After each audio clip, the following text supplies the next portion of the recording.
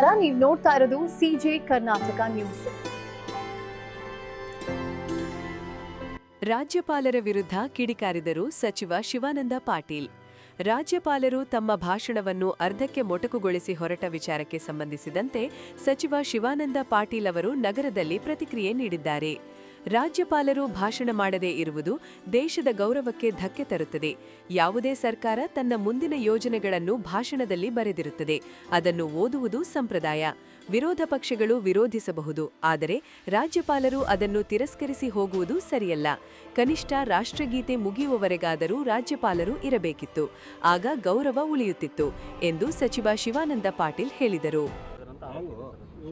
ಇದು ಒಂದು ಹೊಸ ಸಂಪ್ರದಾಯ. ಯಾಕೆಂದರೆ ಯಾವುದೇ ಸರ್ಕಾರ ಬಂದ ಮೇಲೆ ಆ ಭಾಷಣ ಓದ್ತಕ್ಕಂಥದ್ದು ರಾಜ್ಯಪಾಲರ ಸತ್ ಸಂಪ್ರದಾಯ. ಅದನ್ನು ಇವತ್ತು ಬಿಡ್ತಕ್ಕಂಥದ್ದು ಇತ್ತೀಚೆಗಿದೊಂದು ಹೊಸ ಫ್ಯಾಷನ್ ಆಗ್ತಾ ಇದೆ. ನಾನು ನಿನ್ನೆ ರಿಯಾಕ್ಟ್ ಮಾಡಿದ್ದೀನಿ. ಅದನ್ನು ರಾಜ್ಯಪಾಲರು ಯಾರು ನೇಮಕ ಮಾಡಿರ್ತಾರೋ ಸರ್ಕಾರದ ತುತ್ತೂರಿಯಾಗಿ ಕೆಲಸ ಮಾಡಬಾರ್ದು ಹೇಳಿ ಅವ್ರು ಒಂದು ನಿಮಿಷ ಅವ್ರು ಮಾತಾಡ್ತಾ ಇದ್ದಾರೆ. ಸಂವಿಧಾನ is the constitutional head in the state.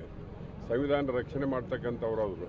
ಸಂವಿಧಾನದಲ್ಲೇ ಇದನ್ನು ಅಡ್ರೆಸ್ ಮಾಡಬೇಕು ಅಂತಿದ್ದಾಗ ಅದನ್ನು ವೈಲೇಟ್ ಮಾಡೋದು ರಾಜ್ಯಪಾಲರ ನಿಜವಾಗಲೂ ಖೇದಕರವಾದಂಥ ಸಂಗತಿ. ಅಲ್ಲ, ರಾಜ್ಯಪಾಲರು ಒಂದು ಕಡೆ ಓದಲಿಲ್ಲ, ಅದು ತಪ್ಪು ಅನ್ನಿಸ್ತು, ಓಕೆ ಒಪ್ಕೊಂಡು. ಎರಡನೇದು ಆ ರೀತಿ ಆದ ನಂತರ ಬಿಟ್ಟು ಹೋದ್ಮೇಲೆ ಕಾಂಗ್ರೆಸ್ ಶಾಸಕರು ಈ ರೀತಿ ಮುಗಿಬಿದ್ದು ಅವ್ರು ಈ ರೀತಿ ತಡಿಲಿಕ್ಕೆ ಇದು ಮಾಡಿದ್ದು ಅದು ಎಷ್ಟರ ಮಟ್ಟಿಗೆ ಸರಿ? ಬಸ್ಟೇ ಕಟ್ಟಿಸೋದೇ ಇದು ರಾಜ್ಯದ ಮರ್ಯಾದೆ ಎಲ್ಲೋ ಒಂದು ಕಡೆ ಹರಾಜಾಗ್ತಾ ಇದೆ ಅಂತ.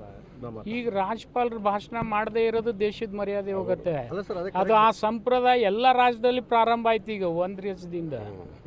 ಇದು ಎಂದೂ ಇರಲಿಲ್ಲ. ಯಾವುದೇ ಸರ್ಕಾರ ತನ್ನ ಮುಂದಾಲೋಚನೆಯನ್ನು ಮಾಡಿರ್ತಕ್ಕಂಥದ್ದನ್ನೇ ಭಾಷಣದಲ್ಲಿ ಓದ್ತದೆ. ಅದನ್ನು ಓದಬೇಕಾದಂಥ ಸತ್ಸಂಪ್ರದಾಯ. ಮುಂದೆ ಅವರು ವಿರೋಧಿ ಪಕ್ಷದವರು ಅದನ್ನು ತಿರಸ್ಕಾರ ಮಾಡಲಿಲ್ಲ, ಯಾರು ಬೇಡ ಅಂತಾರೆ.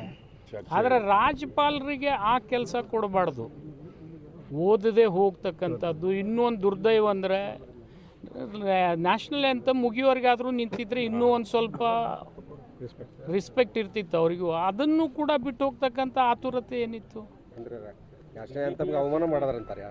ನಾನು ಅವಮಾನ ಮಾಡಿದಾರಂತ ನಾನು ಹೇಳ್ತಾ ಇಲ್ಲ. ಅದು ಆಗ್ತಕ್ಕಂಥ ಸಂಪ್ರದಾಯ ಮುರಿಬಾರ್ದಷ್ಟೇ. ಅಲ್ಲ, ಒಂದು ಕಡೆ ಈಗ ರಾಜ್ಯಪಾಲರು ಮಾಡಿದ ತಪ್ಪು